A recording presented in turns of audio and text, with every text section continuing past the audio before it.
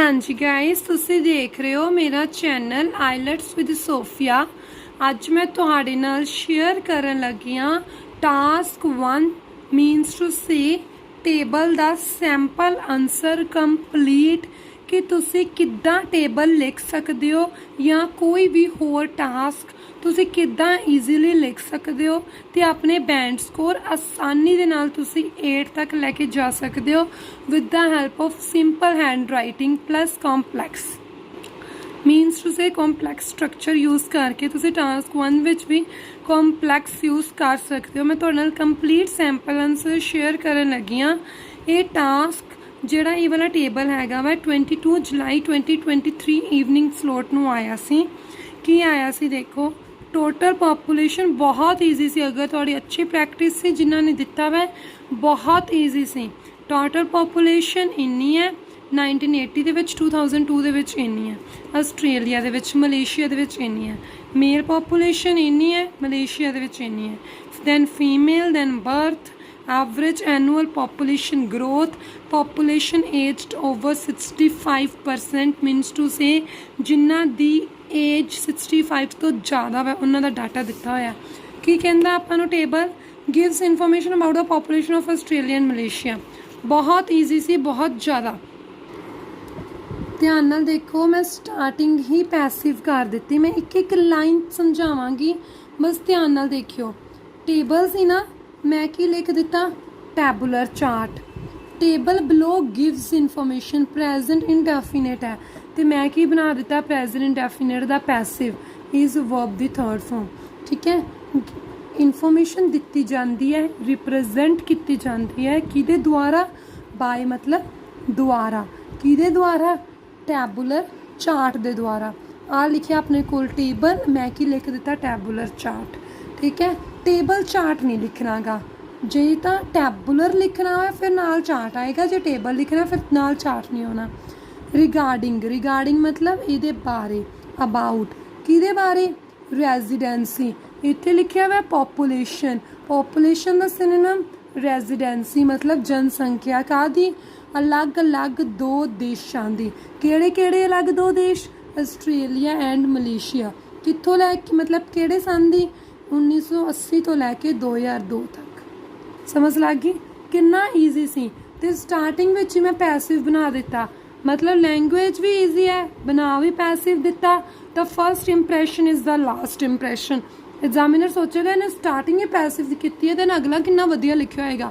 Of course वो mind they विच तुहानूं band score देने दे लई पॉजिटिविटी बैठ जाती है। लुकिंग, तुसीं सिंपल ओवरऑल कॉमा स्टार्ट कर देंगे हो, क्लीयर मतलब सही है, गलत नहीं है। लुकिंग मैं की स्टार्ट कर दिता जीरंड तो, लुक, लुकड, लुकड। तो मैं ये वर्ब की फर्स्ट फॉर्म प्लस ING पा दिता, मतलब ये किते तो स्टार्ट हो गया, जीरंड तो। जीरंड की होंगे है जिहदे नाल वर्ब की फर्स्ट फॉर्म प्लस ING आपां यूज़ करते हैं, तो मैं स्टार्टिंग में जीरंड यूज़ कर लिया। लुकिंग फ्रॉम एन, ओ ओवल है इस करके एन आर्टिकल आ गया। ओवरऑल परस्पैक्टिव कॉमा, ठीक है। हाईएस्ट, कई बच्चे की करते हैं हाई, हाईयर, हाईएस्ट, ये दा पाउंदे ही नहीं। हाईएस्ट पॉपुलेशन देखो जी, जिहदे पिछे EST लगता ना उहदे नाल दा आना ही आना। मैं हाईएस्ट, लोएस्ट, ठीक है, क्यों आना मैं बिगेस्ट, मतलब कि एक केड़ी डिग्री है, superlative, superlative degree, superlative degree. High, higher, highest, EST नाल दा आर्टिकल यूज़ होना है। हाईएस्ट पॉपुलेशन कादी, मैन दी ते वीमैन दी, इन आस्ट्रेलिया दे विच ते मलेशिया दे विच। देखो ध्यान दे नाल, मेल दी पॉपुलेशन इधरों ज़्यादा है तो फीमेल दी ज़्यादा है, तो इधर भी मेल दी ज़्यादा है तो फीमेल दी ज़्यादा है, आस्ट्रेलिया एंड मलेशिया दे विच। ठीक है, हाईएस्ट ज़्यादा उन्होंने दे, man and women in Australia and Malaysia. However, however तो पहला की पाना सैमी कोलन, अगर छोटी एच है, छोटी एच है तो पहला सैमी कोलन, बाद की पाना मैं कॉमा। यही ना दो कंट्रीज़ दे विच एवरेज एनुअल पॉपुलेशन जिहड़ी ग्रोथ सी वो सब तो घट सी। लो, लोअर, लोएस्ट, EST की लग गया दा। वाज ने की दस दिता, पास्ट सी।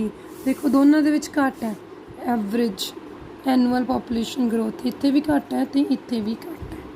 ठीक है, तो आपां भी यही लिखिया वा average annual population growth lowest. हुण देखो BP1 भी मैं ING नाल स्टार्ट किया, analysing the data in detail. देखो किन्ने ईजी फ्रेजिज है, तुसीं पता नहीं कि it is crystal clear that पता नहीं की कुछ लिख देंदे हो। सिंपल लिखो जिहड़ा एग्जामिनर नूं लगे भी कि हाँ इन्ने क्रैम नहीं किया होया।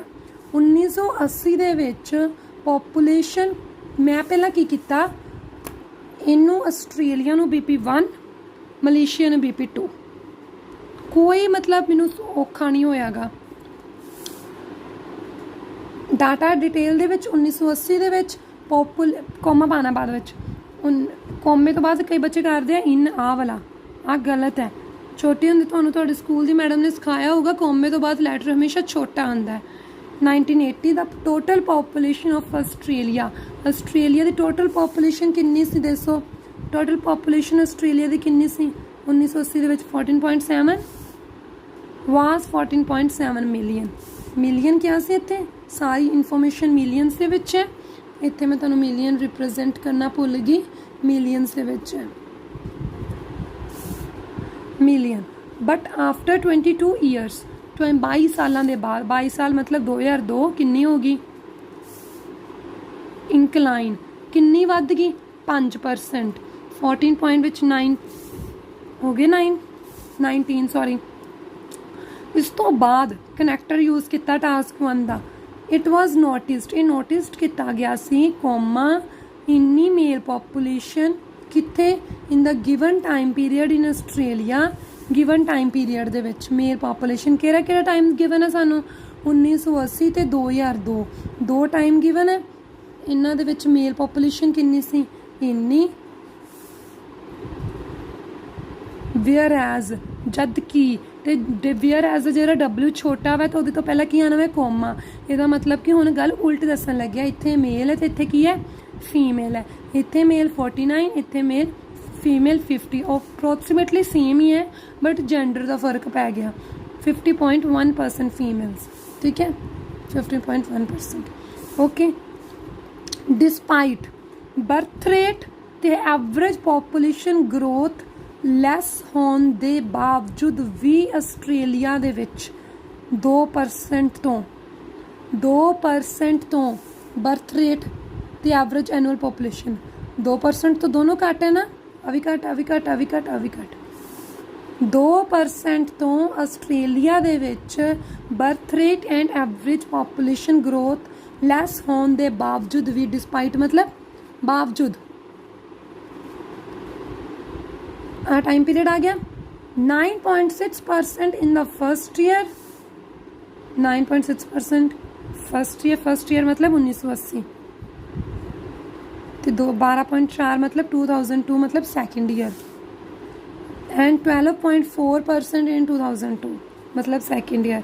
इत्थे मैं बार 1980 लिखने की बजाय लिख दिता फर्स्ट ईयर, ठीक है। दोज पॉपूलेशन रोज कला पास्ट इंडेफिनेट यूज़ किया मैं। पास्ट इंडेफिनेट की लगता subject verb the second form plus object.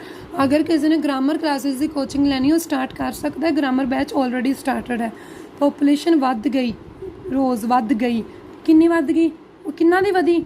Jinnah the as 65 तो ओवर सी आवे, पॉपूलेशन एज ओवर। समझ लग गई? डाटा क्लीयर है? BP1 किद्दां लिखिया, किहड़े कनैक्टर यूज़ किए, डिस्पाइट भी यूज़ कर लिया, पैसे भी यूज़ कर लिया, वेयर एज भी यूज़ कर लिया, हाउएवर भी यूज़ कर लिया, कॉम्पलैक्स सुपरलेटिव दी डिग्री दे नाल दा यूज़ किया, एनालाइजिंग जीरंड, लुकिंग जीरंड। समझ लग गई? हुण BP2 तुहानूं दसदी हां। गाइज वीडियो वधिया लगे चैनल नूं सबसक्राइब करो आईलैट्स विद सोफिया, बिकॉज बहुत मेहनत की है तुहाडे लई। So must subscribe IELTS with Sophia channel, ते तुहाडे शेयर दे नाल ही मेरा ये चैनल ग्रोथ कर सकदा वै। सो गाइज मेरे चैनल नूं वध तो वध शेयर करा करो, अपनी ईमानदारी दे नाल फुल सपोर्ट दिया करो। BP2 दे विच भी जीरंड, ओवरऑल दे विच भी जीरंड, BP1 च भी, BP2 च भी। कई बच्चे कहते ओवरऑल मैडम असीं लास्ट ते लिख सकते हैं। नो, मैं नहीं तुहानूं ये कहांगी। जिहड़ी +1 +2 दे विच जिहड़ी स्टोरी हुंदी है, समरी लास्ट ते दित्ती हुंदी है ते पहलां दित्ती हुंदी है। समरी ओवरऑल पहलां लिखना है, turning to the remaining information, remaining मतलब ਜਿਹੜੀ ਰਹਿ ਗਈ information, comma total population seen की गई कितनी सी 13.7, ठीक है 1980 ਦੇ ਵਿੱਚ, वाइल मतलब जद कि 24.3 इन मलेशिया, ठीक है 1980 ਦੇ ਵਿੱਚ ਇੰਨੀ ਸੀਨ ਕੀਤੀ ਗਈ, वाइल 24.3% इन 2002 इन मलेशिया। समझ लगी 2002 आना सी।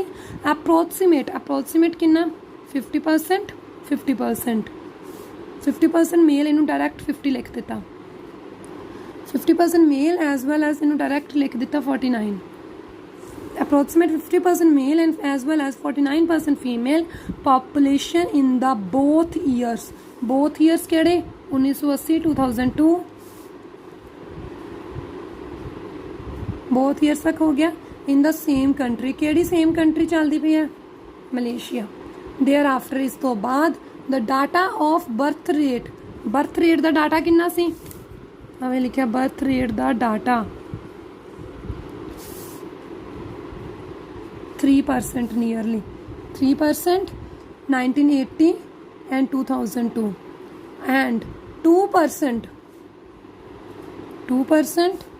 एवरेज, देखो एवरेज एनुअल, ईजी है ना।